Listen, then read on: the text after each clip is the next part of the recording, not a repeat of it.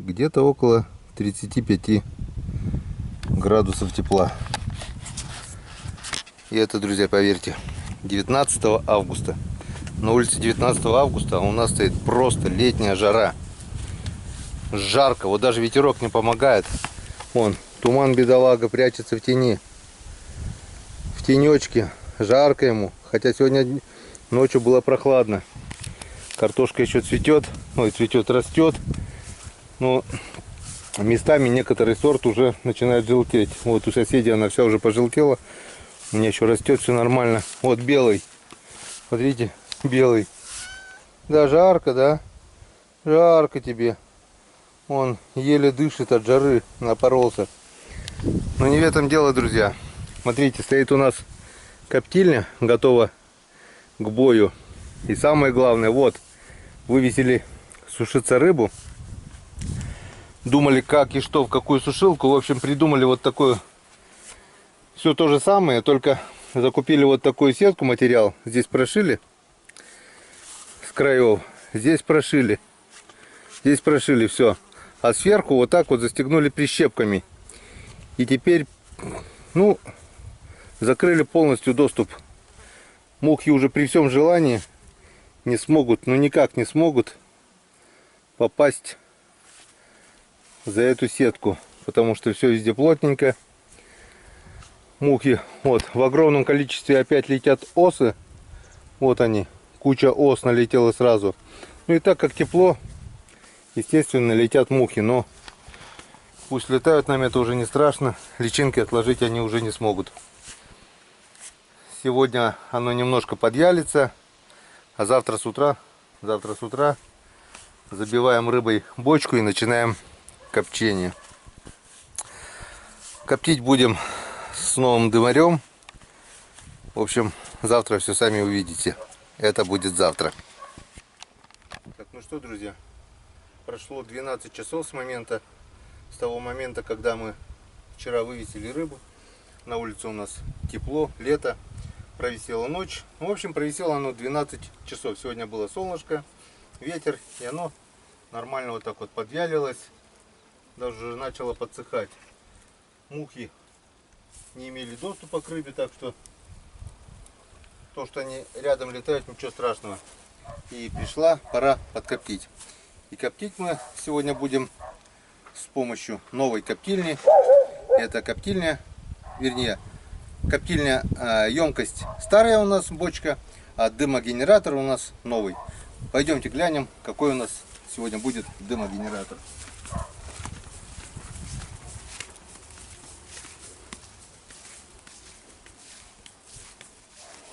А сегодня, друзья, дымогенератор у нас вкус, качество. Давайте глянем, что собой представляет данный дымогенератор. Вот открываем. Вкус, качество натуральное просто. Гарантийный талон, комплектация. Все тут написано, что здесь должно быть. Ну и инструкция по эксплуатации. В этой инструкции также, как собрать дымогенератор, я уже ознакомился, прочитал.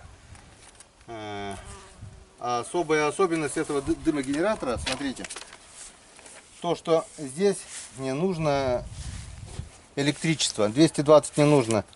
Здесь есть свой блок питания, который будет гонять дым. Вот так собой представляет этот дымогенератор. Есть специальный колосник, чтобы опилки не могли попасть сюда, чтобы дым шел чистый. Емкость для сбора смолы, подставка. В общем, скажем так, дымогенератор нового поколения. Сейчас мы давайте соберем и с вами посмотрим, что это такое. Так, комплектация у нас.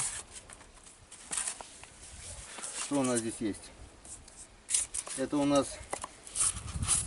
вот такой вот блок питания, он же нагнетатель воздуха, электронный. Чем хорош? То, что не надо 220 вольт. Включил, дым пошел, села емкость, можно подключить любой повербанк в эту емкость. И все, он дальше будет работать, перегонять дым. Так. Так. Главный бункер. Щепы с крышкой. Вот она крышка. Здесь, как мы видим, уже есть опилки. Опилки здесь есть. Есть колосник. Есть рассеиватель дыма. Веревка. Даже зажигалочка. Вкус, качество.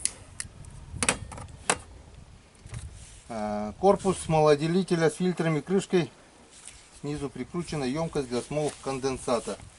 Это у нас, скорее всего, вот это. Да, видите? Это у нас корпус смолоотделителя с фильтром. Фильтр там вот у нас. Крышка. И снизу емкость для сбора смолы. Электронный блок управления в сборе. Напольное основание дымогенератора. Вот это основание. Дополнительный бункер для щепы. Заполнен щепой. Вот у нас уже, как мы видим, здесь щепа. Еще 2 пакета щепы здесь тоже вот есть в коробке. И это дополнительный бункер. Чем он хорош? Заполняем. Опа-на, тут еще вон перчатки есть, друзья. Даже перчатки положили. Заполнили опилками емкость. И чтобы надольше хватило, можно так вот взять, добавить. И у нас дополнительная емкость. То есть дольше будет работать без добавления опилок. То есть загрузил эту емкость, и оно будет дыметь, дыметь и дыметь. И сегодня мы проверим, насколько долго будет дыметь у нас с дополнительной емкостью. Сразу проверим по времени, сколько это будет. И стартовый запас щепы. 2 упаковочки, я вам говорил, уже вот они. В общем, ну что, давайте соберем наш дымогенератор. И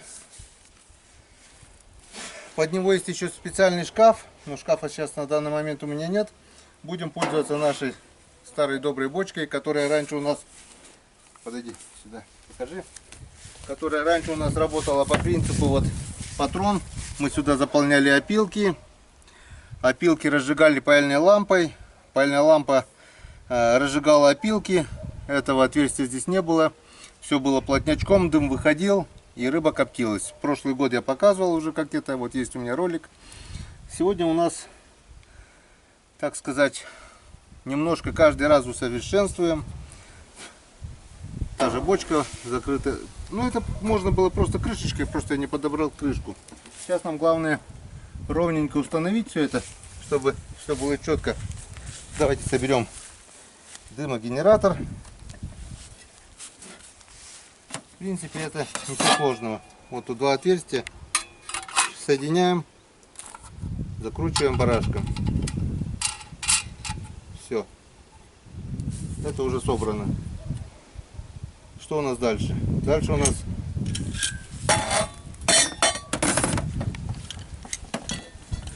перекручиваем. Все. Собрано. Комарье, машкара, скоро, наверное, дождь пойдет. Так, ладно. Ну, в принципе, и все. Дальше вот это у нас идет сюда. И сюда блок, который будет нагнетать дым. До щелчка. Все. Все в сборе, все готово. Осталось заполнить. Вот еще колосник. Колосник мы укладываем в бункер.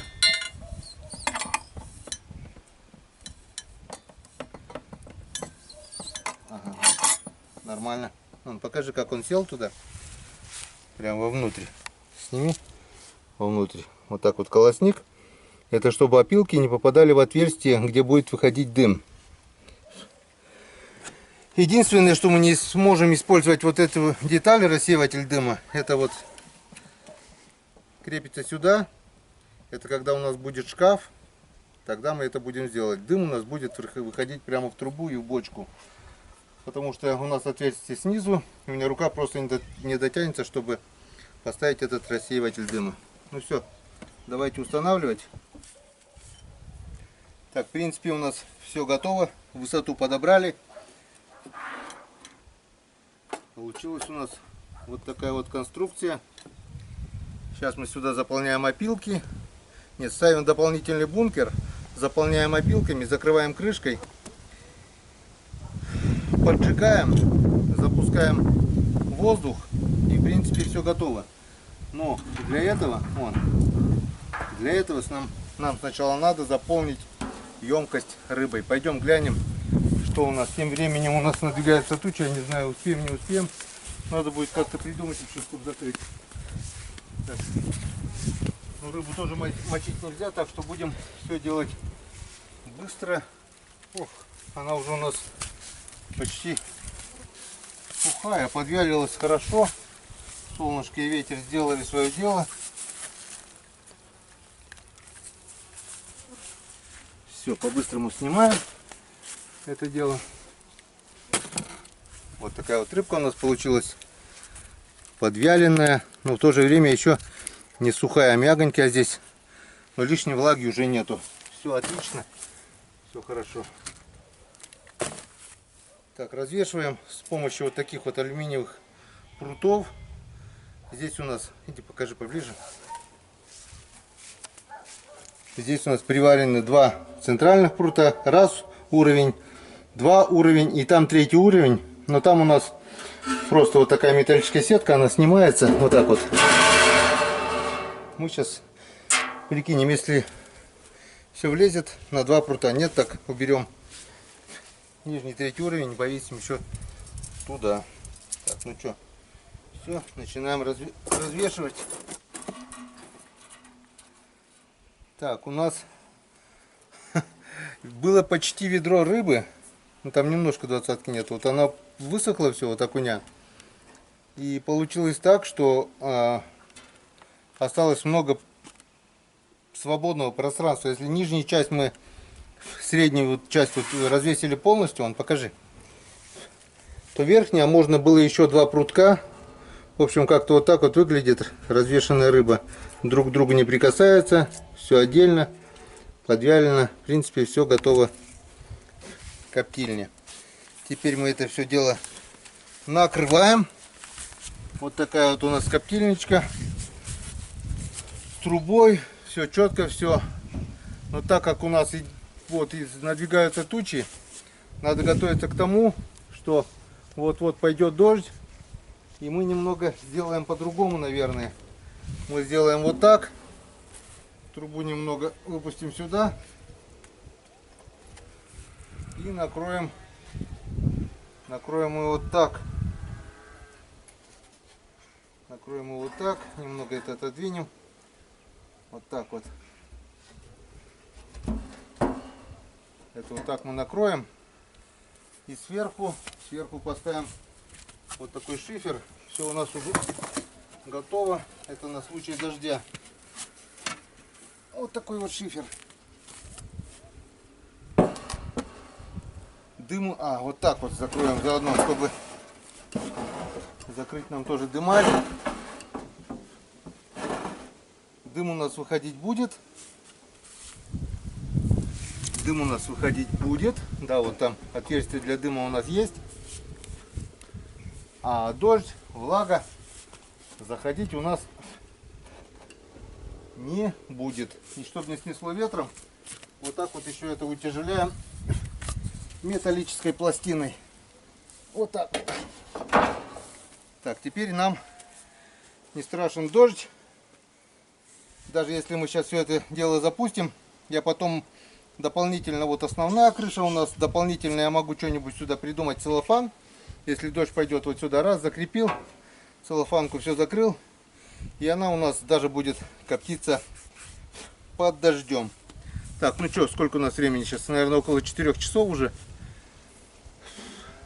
Запускаем. Запускаем. Так, заполняем щепой сначала основной бункер.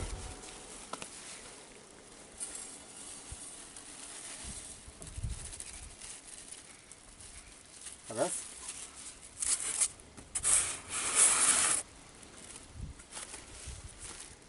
Щепа для копчения ольха. Вкус, качество. Заполнили основной бункер.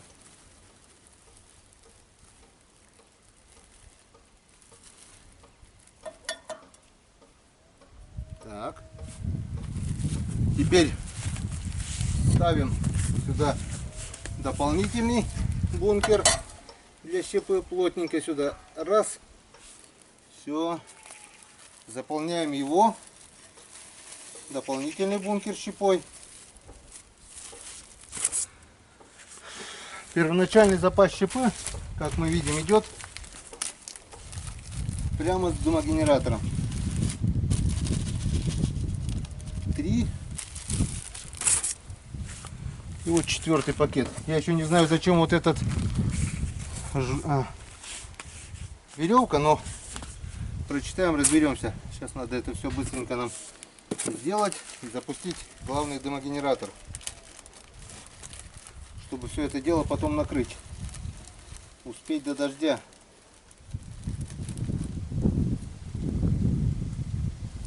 В комаре уже зверствует. Опа. Все, пошел дождь у нас уже. Немножко не успели. Ёшкин кот. Так, все. Запускаем дымогенератор. Все.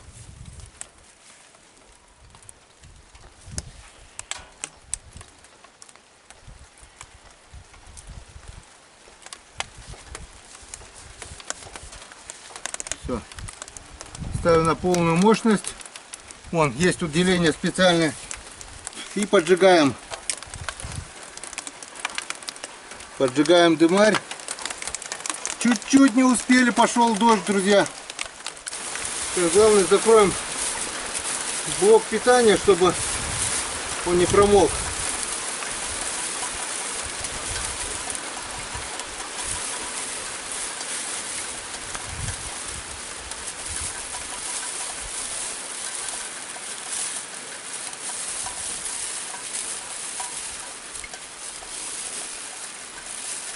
Чуть-чуть нам не дало. Все, вижу, пошел уже дым в бочку.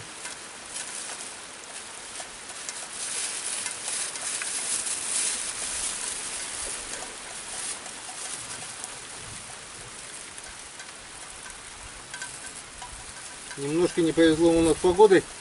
2 дня, главное, просто стояла жаркая погода. Вижу, у нас в бочке тоже пошел дым.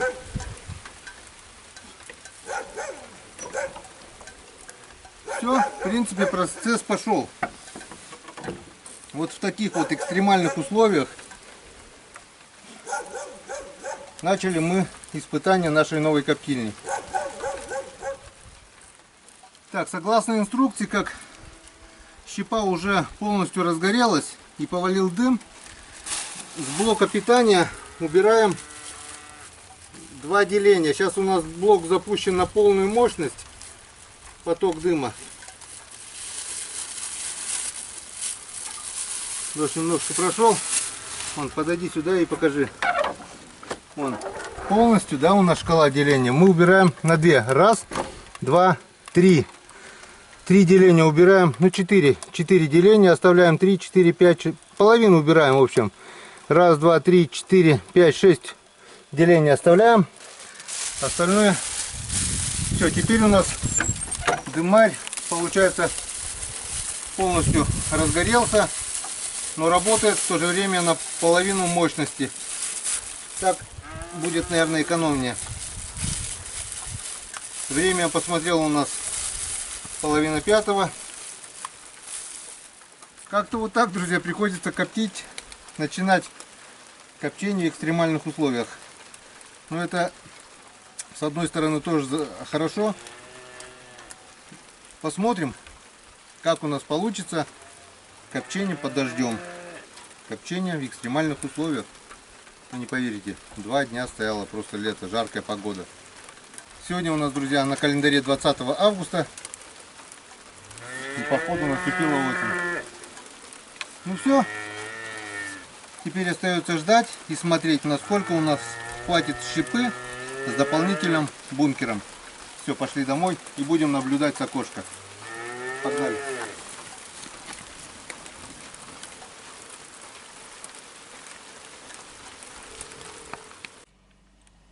Так, время у нас 5:30 без 20. Час прошел. Наблюдаю с окна. За нашей бочкой, как мы видим, дым идет. А это значит, процесс копчения продолжается. В течение часа шел дождь, наблюдал из окна. Дым не прекращался, это хорошо. Так, друзья, прошел еще час. Время у нас 35 минут 7.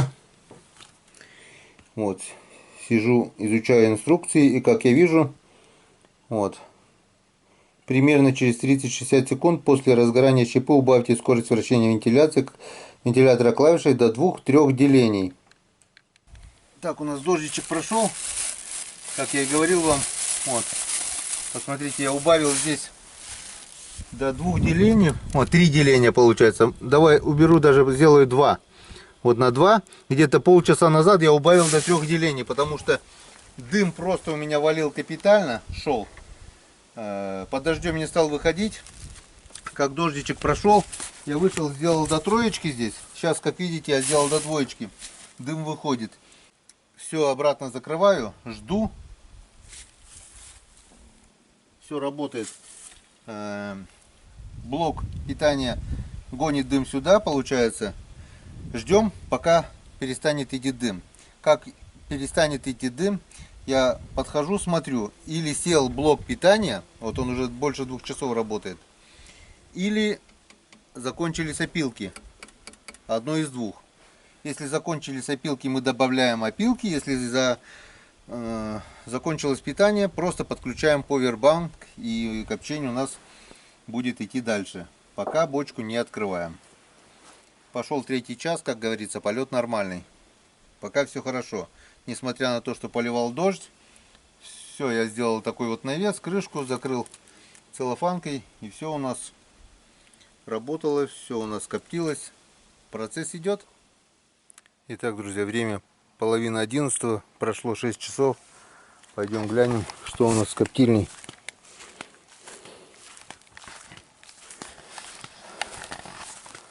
Блок управления еще работает. Сейчас посмотрим, сколько там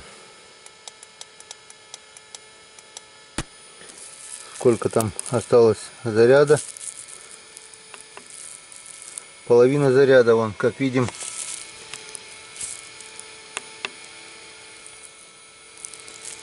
Вон. 2 деления горит, это осталось половина заряда.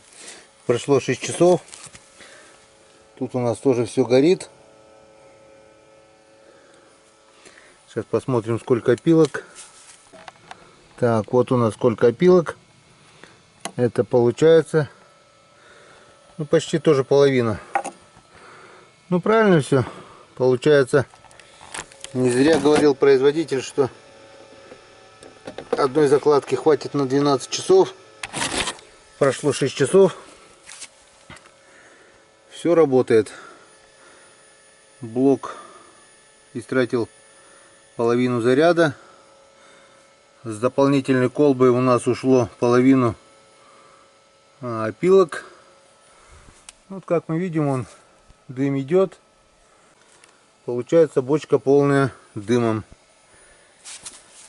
Что у нас с конденсатом дымным? Вот у нас немножко тоже есть дымный конденсат. Он вышел вот здесь. Меньше половины баночки, так что можно оставлять до утра. Через 6 часов посмотрим, что у нас останется. Ничего не будем подключать. Если сядет блок управления, если закончатся опилки и рыба не успеет прокоптиться, мы это все дело еще добавим и запустим по новой. Что я еще сделал? Замазал здесь щель. Дырочка получилась у меня чуть побольше отверстия. И немножко дымок подсасывал, выходил здесь. Здесь все плотненько, вот все закрыл. Все. Оставляем все это хозяйство до утра. Блок управления Укутал вот такой целлофановый пакет на случай дождя. Ничего не промокнет. Здесь у нас тоже все вот под крышей. Как мы видим, вот выступает полностью вот кусок шифера, прижато железной пластиной, чтобы все крепко. Но только если ураганный ветер снесет. Ветер стих, дождя пока нет. Все, оставляем до утра. Пошли отдыхать. Коптись, рыбка. Малая велика. Коптись. Завтра будем снимать пробу. В общем, друзья, 2 часа ночи. Вышел посмотреть нашу коптильню, наш дымогенератор. Обнаружил, что блок управления не работает. Закончился запас энергии. Вынес повербанк. Подключаю к блоку. Блок начинает работать. И тут я замечаю, помните, я говорил, вот у меня этот пакет был здесь. Этот пакет втягивается. Он у меня был плотно прижат от дождя. Он втягивается. Немножко переделал, поставил вот пакет вот так, чтобы доступ воздуха спокойно был. У меня он воздух, вакуум получался, неоткуда было ему сосать. Из-за этого плохо шел дым. То есть ему не поступал воздух для полноценной работы. Как я еще не сломал. В общем, поставил вот такой повербанк на 20 тысяч миллиампер.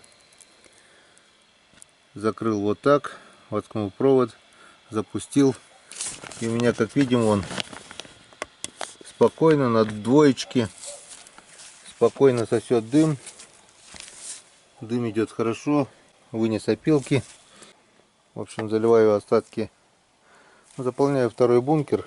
Оставляю повербанк. Оставляю все. Надеюсь, дождя не будет. Но от дождя, в принципе, все укрыл тут. Шифер сюда ложить некуда.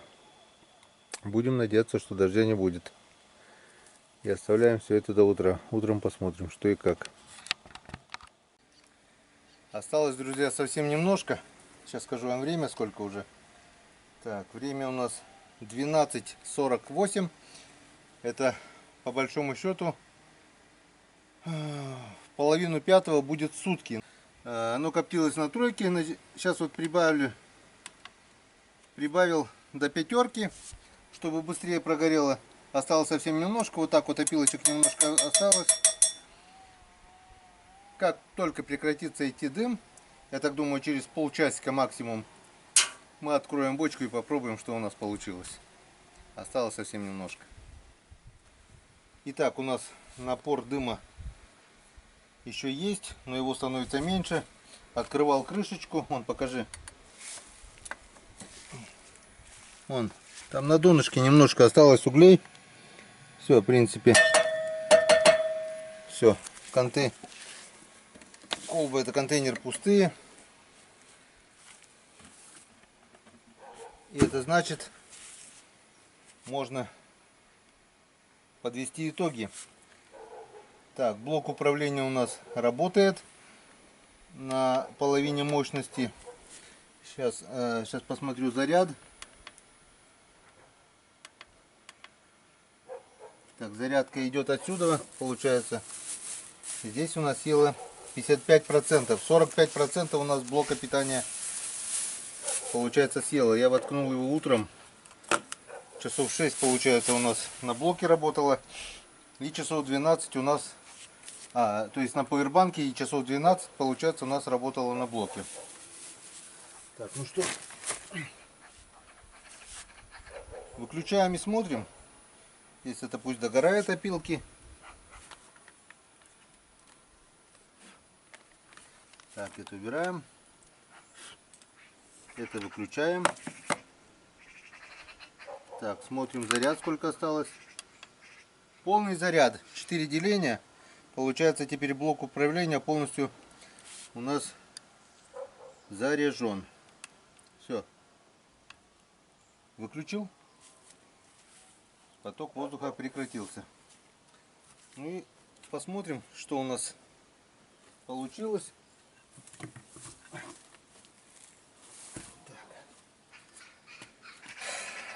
Опа-на. Открываем и наблюдаем. На-ка, дай-ка, покажу. А у нас, друзья, получилась вот такая вот красота. Вот такая вот красота. Ну-ка. Сейчас возьму ящичек. И будем, и достанем рыбку нашу.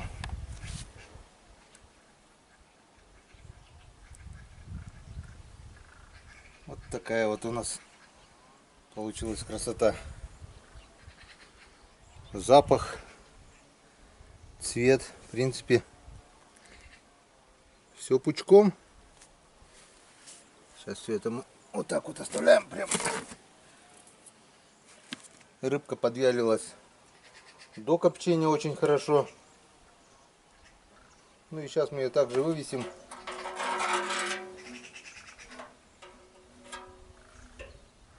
Секунду.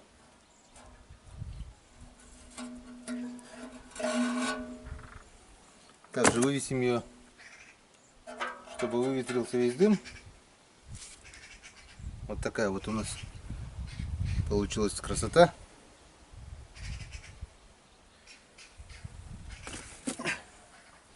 Очень скоро будем снимать пробу. Вот, друзья, как мы видим, ничего не попадало, все прокоптилось, все просто чётенько получилось. Напоследок хочу вам сказать две вещи, которые, может быть, так скажем, пригодятся тем, кто будет коптить рыбу в подобной коптильне. Это, во-первых, надо покупать опилки не крупные. Вот это, то, что Ромка вчера купил, это вот очень крупные опилки. Это просто щепа, вот такая вот крупная. Вот такая вот крупная щепа. У меня один раз получилось такое, что опилки вот здесь вот застряли. Я думаю, что там не прогорает, дым не идет. Здесь все они прогорели, упали, здесь дальше не пошли. Потом вот я пошурудил проволочкой, все упало, пошел дым дальше. Вторая ошибка. Шел дождь. Первый раз я изначально вот так вот закрыл полностью вот это так плотнячком все пакетиком. Прилепил это все прищепочкой так. И думаю, почему у меня плохо начал идти дым. Вам скажу, вот здесь вот входные отверстия, которые всасывают воздух и выкачивают его туда. Так она вот так вот зажала пленочку и получился вакуум. Это вторая ошибка. Если закрывать от дождя, потом я придумал вот такой метод. Вот так вот сделал. И у меня все пошло хорошо. У меня доступ воздуха есть. Все нормально пошло качать. Ну, пожалуй, и все. В остальном, блок питания, да, заранее поставить у меня. Просто я решил проверить, насколько хватит именно вот этого блока управления. Хватило часов на 12, это точно. В целом коптильня мне понравилась. В том, что она мобильная, можно без электричества. Вот этот блок не такой тоже небольшой. Вот этот блок питания тоже. Если, скажем, в избу где-то на дальняк отвести бочку, то можно коптить прямо на месте. Наловил рыбы, просолил, прокоптил. Так что, думаю, все у нас получилось. Рыба у нас выглядит замечательно. Здесь у нас чуть меньше 20 литров. Литров 20, даже можно литров 30, наверное, коптить легко, я так думаю. Вот у нас получилось сколько рыбы.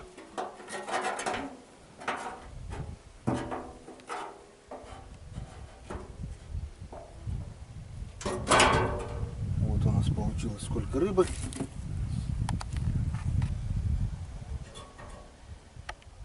Так. Так. И еще вот так. Несмотря на то, что нам немножко не повезло с погодой, лил всю ночь проливной дождь. Дождь был под утро. Мы нашли выход из положения. И вот, пожалуйста, результат. Это вот целый ящик вот такой замечательный, свежепойманный, просоленный, подкопченый, холодного копчения. Можно сказать, идеальной рыбы. Запах просто супер. Можно поставить оценку отлично, потому что в дальнейшем я уже буду знать и не повторять тех ошибок, которые я допустил первый раз. Вот так вот, друзья. Отлично все. Итак, друзья, вот и пришли мы к логическому завершению нашей работы. Наша копченая рыбка выветрилась. Приехали с рыбалки, сходили в баньку. И теперь мы будем дегустировать нашего окуня копченого. Запах просто обалденный. Кроме окуня у нас сегодня за ужином вот капустка с морковкой жареная, домашний холодец, рыбка солененькая, еще картошечка жареная, все свое, все добытое вот этими руками. И наш окунь тоже сделан этими руками. Давайте попробуем, что у нас получилось. Подвялили в меру, она не сырая, не сухая, как раз все четко.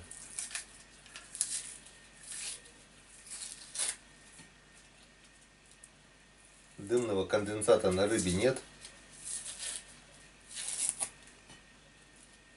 Вот. Как-то вот так вот у нас получилось. Скажу, друзья, честно, я не удержался, я уже попробовал одну рыбку. И что мне самое понравилось, обычно голову я выкидывал. Здесь даже можно вот, так как рыба свежепойманная, свежепросоленная, сильно не соленая, вот можно даже кушать мозги, вот глаза. Просто вкус обалденный, жирный окунь.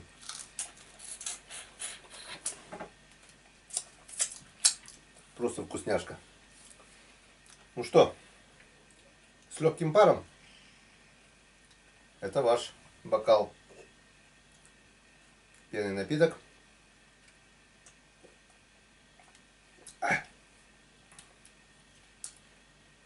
Вот смотрите, что у нас получилось.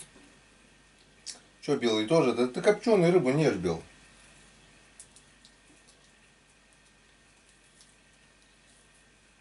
Чисто филе.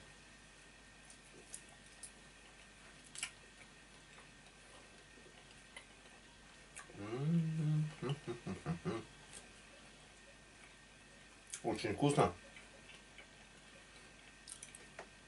Соль в меру. Все прокоптилось. И в то же время нет никакой посторонней горечи. Все просто обалденно.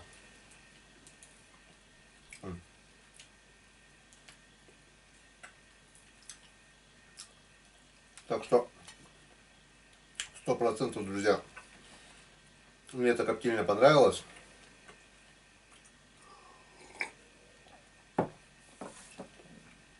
Вкус, качество, действительно вкус, качество.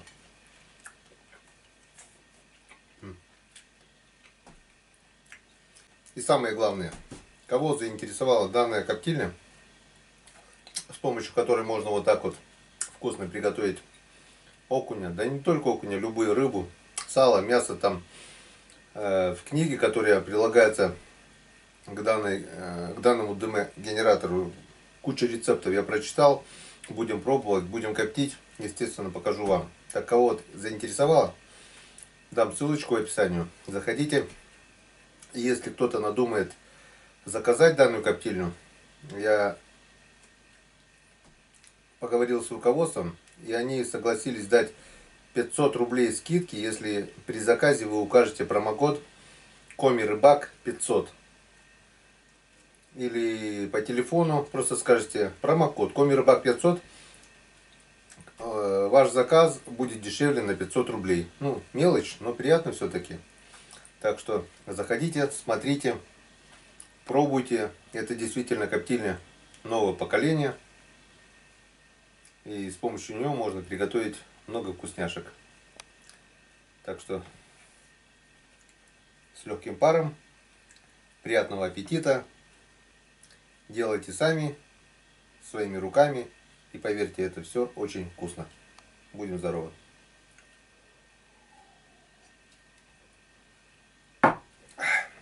До новых встреч.